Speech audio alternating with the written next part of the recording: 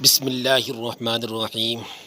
یہ سن 71 ہجری کا زمانہ تھا۔ عباسی خلیفہ ہادی کے انتقال کو 1 سال گزر چکا تھا اور اس کی جگہ ہارون رشید اپنے پورے جاہ و جلال کے ساتھ مسند خلافت پر رونق افروز تھا، لیکن اس کے باوجود قصر اقتدار پر بیرونی اور اندرونی سازشوں کے سائے منڈلا رہے تھے۔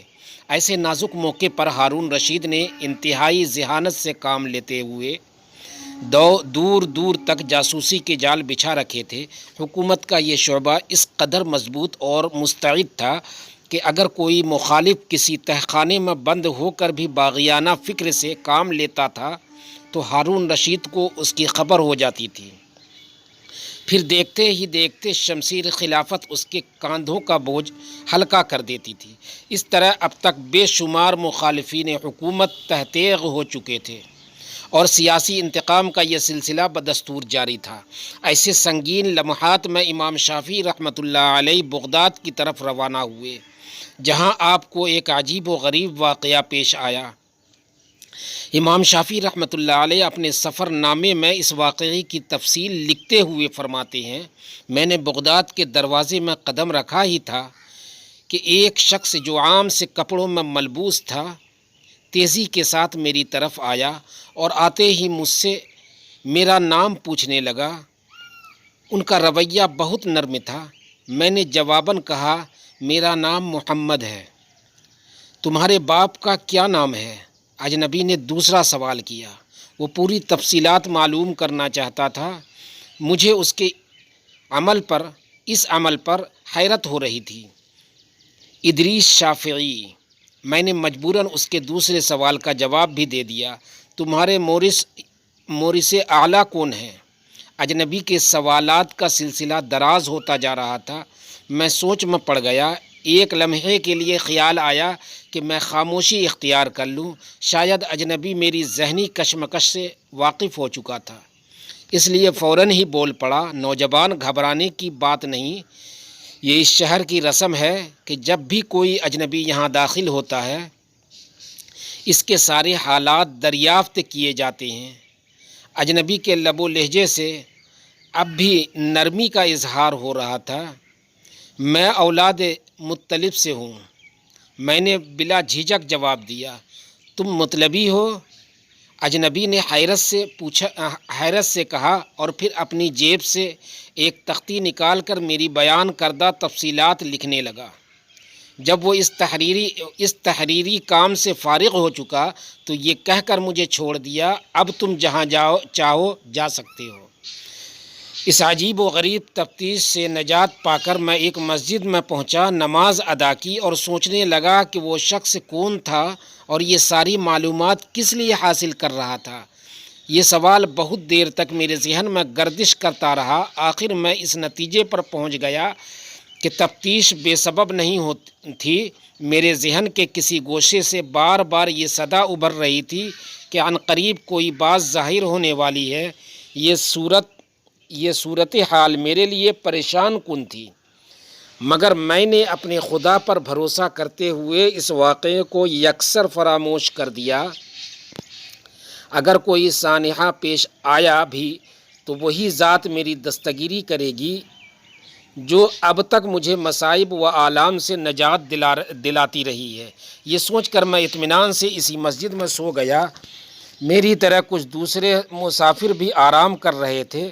آدھی رات کے بعد اچانک مجھے مسجد میں کچھ شور سنائی دیا۔ شور سن کر میری آنکھ کھل گئی۔ نیند کے خمار کے باعث فوری طور پر بات میری سمجھ میں نہیں آئی، لیکن کچھ دیر بعد اندازہ ہو گیا کہ باہر کے کچھ لوگ مسجد کے اندر موجود ہیں۔ ان کے ہاتھوں میں روشنیاں صاف نظر آ رہی تھیں۔ میں اٹھ کر بیٹھ گیا اور بہت غور سے روشنی بردار انسانوں کی طرف دیکھنے لگا۔ وہ اپنے لباسوں سے حکومت کے سپاہی نظر آتے تھے۔ میں نے دیکھا کہ حکومت کے یہ کارندے مسجد میں ٹھہرنے والے ہر آدمی کے قریب جاتے تھے، اس کے چہرے پر روشنی ڈالتے اور آگے بڑھ جاتے تھے۔ غالباً انہیں کسی خاص آدمی کی تلاش تھی۔ سپاہیوں کا یہ عمل بہت دیر تک جاری رہا۔ مسجد میں ٹھہرنے والے تمام مسافر دہشت زدہ تھے۔ مطلوبہ شخص ابھی تک سپاہیوں کے ہاتھ نہیں آیا تھا، اب ان کا رخ میری طرف تھا۔ میں سنبھل کر بیٹھ گیا۔ آخر ایک سپاہی میرے قریب آیا اور اس نے روشنی میں میرا چہرہ دیکھا، پھر چیخ کر بولا، لوگوں پریشان نہ ہو، ہمیں جس آدمی کی تلاش تھی وہ مل گیا۔ میں نے سپاہی کی آواز سے پہچانا، یہ وہی شخص تھا جو مجھے سادہ سے لباس میں صبح شہر کے دروازے پر ملا تھا اور اس وقت حکومت کے کسی اہم کام کی ذمہ داری نبھا رہا تھا۔ ہمارے ساتھ چلو، سپاہی نے مجھے اٹھنے کا اشارہ کیا۔ آخر آپ حضرات کو رات کے اندھیرے میں میری تلاش کیوں تھی؟ میں نے بے خوف ہو کر حکومت کے کارندوں سے پوچھا، کیا مجھ سے کوئی جرم سرزد ہوا ہے؟ تمہیں خلیفہ کے حضور پیش ہونا ہے۔ سپاہی نے میرے سوال کو نظر انداز کرتے ہوئے کہا، اس سے زیادہ ہم لوگ کچھ نہیں جانتے، نصف شب گزر چکی ہے۔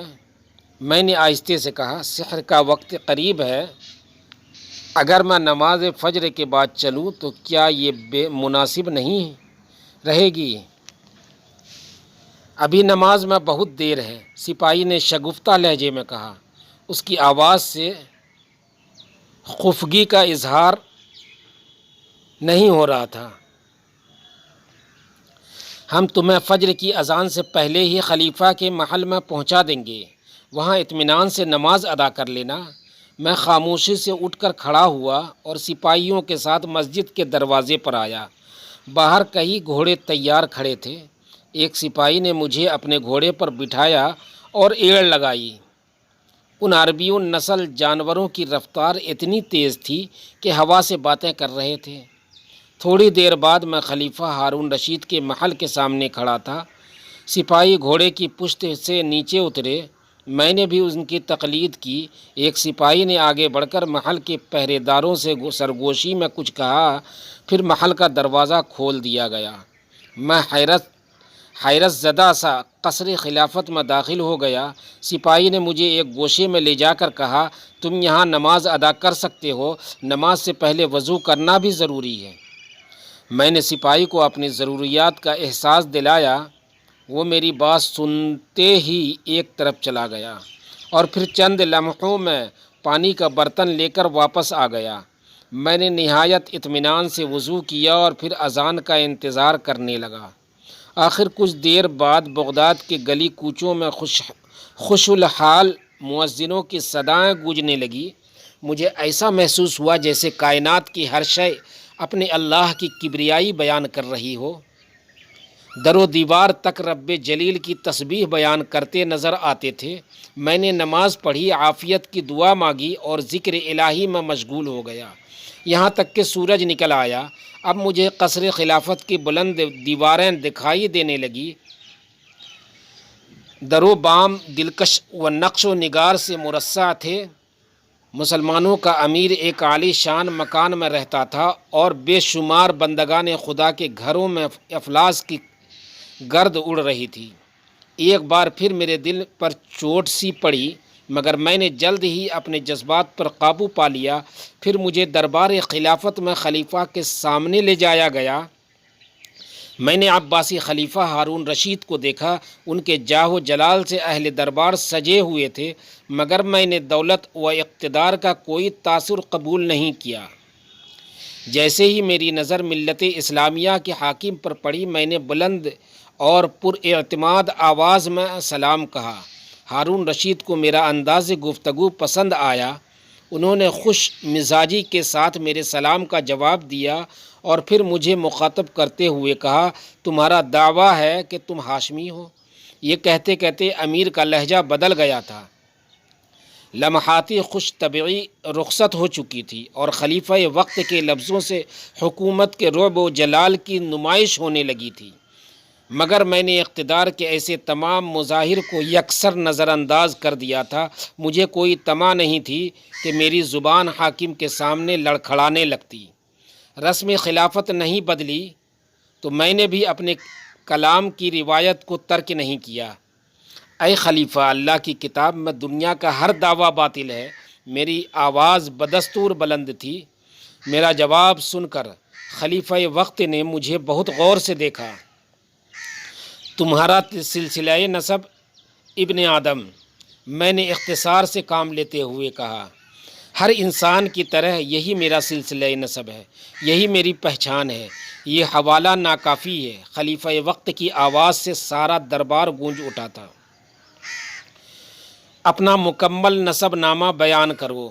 اقتدار اپنے حقیقی رنگ میں ظاہر ہونے لگا تھا۔ شاید خلیفہ کو مساوات انسانی کی بات پسند نہیں آئی تھی۔ محمد بن ادریس بن عباس بن عثمان بن شافی، میں روانی کے ساتھ اپنے تمام حوالے بیان کر رہا تھا اور اہل دربار حیرت سے میرا منہ دیکھ رہے تھے، یہاں تک کہ خود عباسی خلیفہ کی نگاہ میرے چہرے پر مرکوز تھی۔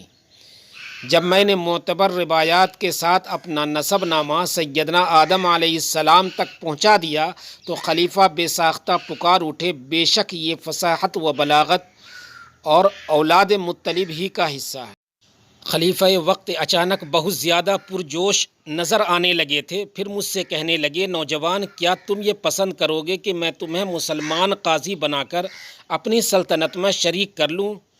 یہ کہہ کر ایک بار پھر خلیفہ نے میری جانب گہری نظروں سے دیکھا۔ میں اپنی جگہ خاموش کھڑا تھا۔ تو سنت رسول صلی اللہ علیہ وسلم کے مطابق میرا اور اپنا حکم نافذ کرو گے؟ اللہ کی قسم، شریک سلطنت ہو کر صبح سے شام تک بھی مجھے قاضی بننا گوارا نہیں۔ میرے جذبے کی صداقت اور لہجے کی بے باکی نے خلیفہ کو متاثر کیا کہ وہ رونے لگے۔ خوف خدا نے کچھ دیر کے لیے ان کے جسم پر لرزہ طاری کر دیا تھا۔ اہل دربار کی حالت یہ تھی کہ سب اپنی اپنی نشستوں پر ساکت تھے۔ حاضرین کو یقین ہی نہیں آتا تھا کہ مجھ جیسا آشفتہ حال نوجوان خلیفہ کے روبرو اس طرح بھی گفتگو کر سکتا ہے۔ پھر وہ مجھ سے دوبارہ مخاطب ہوئے، کیا تم کوئی اور چیز قبول کر لو گے؟ عباسی خلیفہ کا اشارہ دولت اور دیگر تحائف کی طرف تھا۔ اللہ تعالیٰ نے مجھے دل بے نیاز دے کر سب کچھ بخش دیا ہے۔ میرا دل حرص و ہوس سے خالی تھا، اس لیے میں نے بلا جھجک ہو کر کہا، اگر خلیفہ کی خواہش ہے تو میں عہدۂ قضا کے سوا سب کچھ قبول کر لوں گا۔ ہارون رشید میری اس بات سے خوش ہوا اور انہوں نے فوری طور پر مجھے 1000 درہم دیے۔ اس کے ساتھ ہی کچھ دن قصر خلافت میں ٹھہرنے کے لیے کہا، مگر مجھے دربار کی فضا راس نہیں آ سکتی تھی۔ میں نے ضروری کاموں کا عذر پیش کر کے اپنا دامن چھڑایا۔ پھر جیسے ہی خلیفہ کو سلام کر کے رخصت ہوا، خدمتگار میرے پیچھے دوڑ پڑے۔ اب میں ان کے درمیان گھرا ہوا تھا اور وہ مجھ سے انعام مانگ رہے تھے۔ یہ بڑی عجیب بات تھی، لیکن میری مروت نے اجازت نہ دی کہ مجھ پر اللہ کا جو فضل ہوا ہے اس میں دوسروں کو شریک نہ کروں۔ نتیجتاً میں نے تمام رقم برابر تقسیم کی اور اپنا حصہ لے کر قصر خلافت سے باہر نکل آیا۔